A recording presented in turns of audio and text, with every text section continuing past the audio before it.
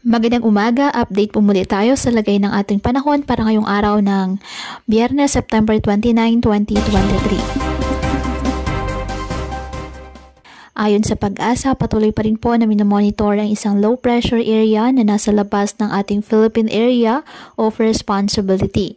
Nakakaapekto na po ang trough nito ngayon sa eastern section ng Visayas at Mindanao.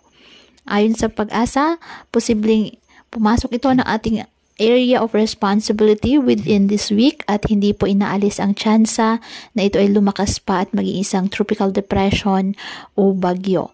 At kapag nagkataon, papangalan itong Jenny ng Pag-asa ang ikasampung bagyo na mabuo ngayong taong po ng 2023. Kaya patuloy lamang tayo na mag-antabay ng iba pa nating weather updates at sa updates ng Pag-asa. Southwest monsoon o habagat naman patuloy pa rin po na nakakaapekto sa western section ng Southern Luzon at Visayas. Samantala, wala namang gale warning na nakataas ngayon sa anumang baybayin ng karagatan, kung kaya malayang makapamalaot ang ating mga kababayang mangingisda at may maliliit na sasakyang pandagat.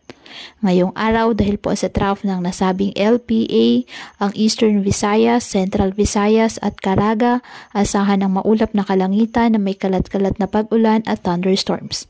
Ang Palawan at nalalabing bahagi ng Visayas, asahan din po ang maulap na kalangitan na may kalat-kalat na pag-ulan at thunderstorms dahil po sa habagat.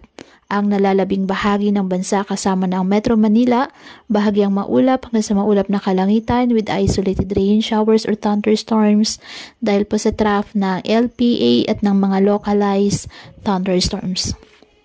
Kaya pinapayuhan ng ating mga kababayan na maging maingat po sa mga posibilidad ng pagbaha at pagguho ng lupa, lalo na po kapag may malalakas na ulan, at ugaliin na magdala palagi ng payong o kahit ano pa ng gas sa ulan o kahit naman sa init ng araw kapag lalabas po ng ating mga tahanan. At yan po muna ang update sa lagay ng panahon ngayong araw. Muli patuloy po tayo na mag-ingat at palaging tandaan, God loves you. Stay safe and God bless.